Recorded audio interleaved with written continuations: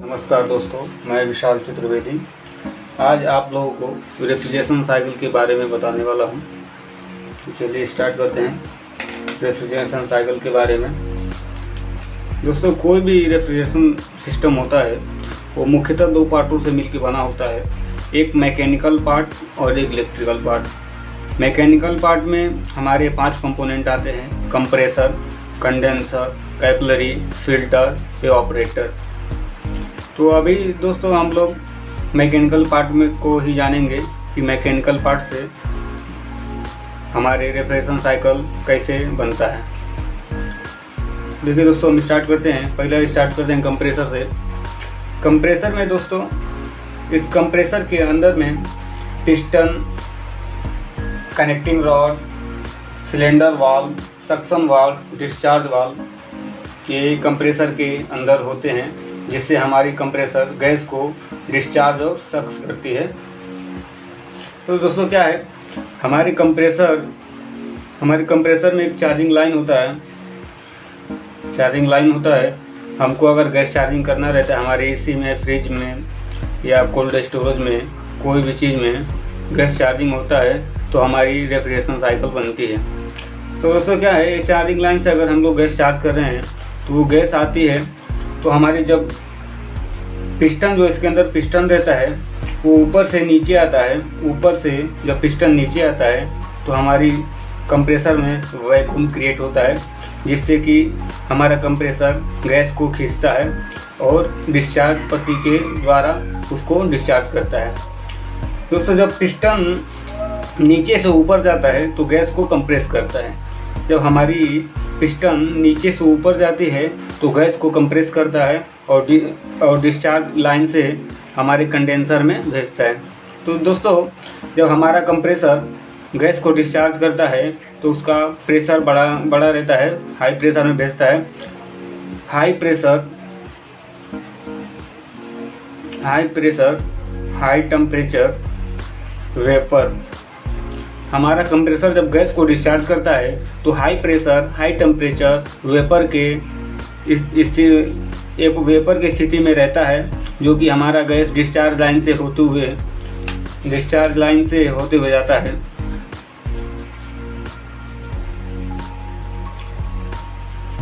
Discharge line से जाता है कंडेंसर में। अब दोस्तों, हम लोग को कंडेंसर का काम जानना बहुत ज़रूरी है कि कंडेंसर क्या काम करता है। तो दोस्तों, कंडेंसर क्या है, जो कंडेंसर के अंदर जो हमारी गैस जो जाती है कंप्रेस होके, तो कंडेंसर इसको क्या करता है, ठंडा करता है। कंडेंसर का काम है दोस्तों गैस की गर्मी को बाहर निकालना। जो इसकी गैस की गर्मी रहती है ये डिस्चार्ज करके भेजता है, तो गैस गर्म होता है, तो उसके गैस की गर्मी को निकालने के लिए जिस चीज़ का उपयोग होता है उसे कंडेंसर कहते हैं। और दूसरा काम इसका वेपर को लिक्विड में बदलना है। कंडेंसर का काम क्या है, वेपर को लिक्विड में बदलना है। तो जब हमारी गैस कंप्रेस होके आती है, जब हमारी गैस आती है हमारे कंडेंसर में, तो हमारा क्या होता है, हमारा बाहर का वातावरण ठंडा रहता है। ये कंडेंसर बाहर के वातावरण से, इसके अंदर का हीटिंग बाहर के वातावरण से ज़्यादा रहता है, जिससे कि हमारा कंडेंसर गैस के हीट को बाहर के वातावरण में छोड़ता है और गैस को ठंडा करता है। तो गैस जब कंप्रेस होते हुए कंडेंसर में आता है तो यहाँ पे आते आते हमारी जो गैस है जो ठंडा हो जाता है, निचले स्तर पे आते आते हमारी गैस लिक्विड के रूप में बदल जाती है। गर्म गैस को जब ठंडा हो जाता है हमारी गैस, तो लिक्विड के रूप में आ जाता है, और वो लिक्विड गैस इधर आके high pressure, high temperature liquid के रूप में हो जाता है। हमारी गैस यहाँ पे आके क्या हो जाती है, high pressure, high temperature liquid के रूप में। अब दोस्तों हमारा आता है फिल्टर। अब फिल्टर का काम क्या है दोस्तों, फिल्टर का काम है कि अगर हमारे सिस्टम में कहीं भी मॉइस्चर है, या तो हमने गैस चार्जिंग के समय वैक्यूम अच्छे से ना किया हो, तो इसके अंदर क्या होता है, मॉइस्चर हो जाते हैं। उस मॉइस्चर को सक्स करने के लिए, उस मॉइस्चर को ऑब्जर्व करने के लिए हमारा फिल्टर में एक सिलिकॉन जेल होता है, सिलिका जेल। ये सिलिका जेल क्या करता है दोस्तों, हमारी मॉइस्चर को ऑब्जर्व कर लेता है और हमारे गैस को क्लीन करके कैपिलरी के रास्ते ऑपरेटर में पहुंचाता है। इसमें एक फिल्टर भी लगा रहता है दोस्तों, जिससे कि अगर हमारे गैस में कोई पार्टिकल्स रह गए हैं, छोटे छोटे टुकड़े हों चाहे कुछ भी हों अगर, तो हमारे फिल्टर उसको छान के शुद्ध गैस को, क्लीन गैस को कैपिलरी से होते हुए ये ऑपरेटर में भेजता है। दोस्तों इसका कारण एक और भी है, कंडेंसर के बाद ही फिल्टर क्यों लगाया जाता है। इसका कारण ये है कि अगर हमारी कंडेंसर में, अगर ये कंडेंसर कभी कभी लोहे का भी होता है, कापर का भी होता है, अगर इसमें अगर मॉइस्चर है, जंग है, अगर अंदर से वो आके अगर यहाँ से अगर फिल्टर ना लगाया जाए, ड्रायर ना लगाया जाए, तो डायरेक्ट हमारे कैपिलरी में जाएगा। और हमारी कैपिलरी पतली होने के कारण, हमारी कैपिलरी पतली होती है, पतली होने के कारण अगर इसमें जाके कहीं अगर मॉइस्चर फंस गया तो हमारी गैस आगे पास नहीं करेगी, जिससे रेफ्रिजरेशन साइकिल नहीं बन पाएगा। तो दोस्तों फिल्टर का यही काम होता है। अब हमारी चौथा है कैपिलरी। तो दोस्तों कैपिलरी को भी हम लोग समझते हैं, कैपिलरी का काम क्या है। दोस्तों क्या है, हमारे कंडेंसर से high pressure high temperature liquid आता है और फिल्टर होके मॉइस्चराइज होके ये गैस आगे की तरफ जाता है। अगर हम लोग इसको अगर इतना ही साइज के पाइप में डायरेक्ट हम लोग ऑपरेटर में लगा देते हैं तो लिक्विड के रूप में ही ऑपरेटर में चला जाएगा। इसके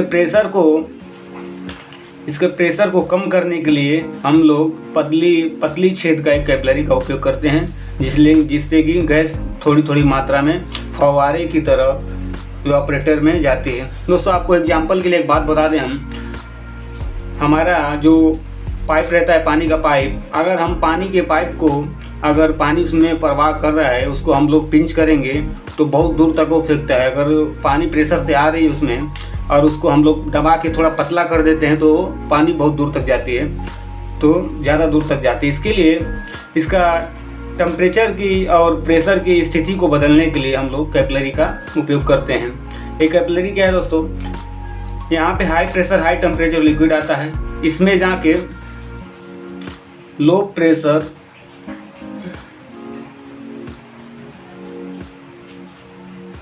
कैपिलरी के अंदर आके low pressure low temperature liquid जाता है। कैपिलरी में low pressure low temperature liquid जाता है, ठीक है। जो अभी आके हमारे ऑपरेटर में, अभी ये ऑपरेटर का काम समझते हैं दोस्तों हम लोग कि ऑपरेटर क्या काम करता है।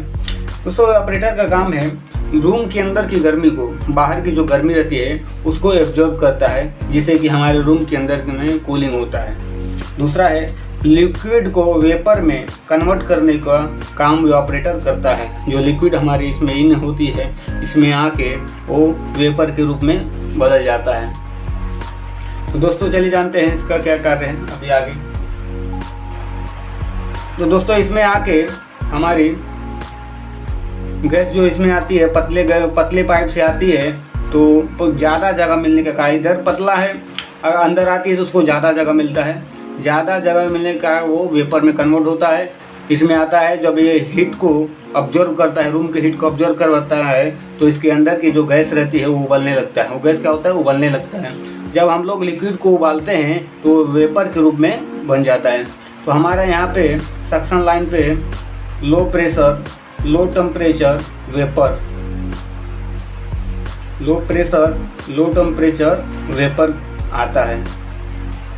दोस्तों जब हमारा इसमें लिक्विड इन करता है तो इसमें ज़्यादा जगह मिलने के कारण उबलता है, गैस उबलता है। जब हमारी कॉइल, हमारे इंडोर, हमारा ऑपरेटर रूम की गर्मी को एब्जॉर्व करता है तो हमारी रूम कूल हो जाती है, और गर्मी एब्जॉर्व करने के नाते इसके अंदर का गैस जो है वो उबलने लगता है। जब गैस उबलने लगता है तो हमारा वो वेपर के रूप में कन्वर्ट होकर ऑपरेटर से वेपर होके आता है, low pressure low temperature vapour.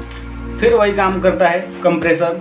जब हमारी पिस्टन ऊपर से नीचे आता है, जब हमारा पिस्टन कंप्रेसर के अंदर पिस्टन होती है, जब वो ऊपर से नीचे आता है तो उसमें वैक्यूम क्रिएट होता है, जिसकी वजह से सक्शन, ये गैस जो होती है low pressure low temperature, suction पत्ती को ढकेलते हुए सक्स करता है और डिस्चार्ज से आउट कर देता है। जब हमारी पिस्टन नीचे से ऊपर जाता है तो हमारे गैस को कंप्रेस करता है, डिस्चार्ज पत्ती को खोलता है और high pressure high temperature vapour के थ्रू बना के हमारे गैस को कंडेंसर में भेजता है। तो दोस्तों यही था हमारा रेफ्रिजरेशन साइकिल। बहुत ही आसान और सरल तरीका है समझने का। दोस्तों अभी इसी आधार पे हमारे रेफ्रिजरेशन साइकिल के इसी आधार पे cold storage, water cooler, window AC, split AC, fridge, single door fridge, double door fridge, refrigerant पे चलने वाले सारे सिस्टम इसी प्रिंसिपल पे काम करते हैं। तो चलिए दोस्तों, अभी नेक्स्ट वीडियो में मिलते हैं। धन्यवाद, नमस्कार।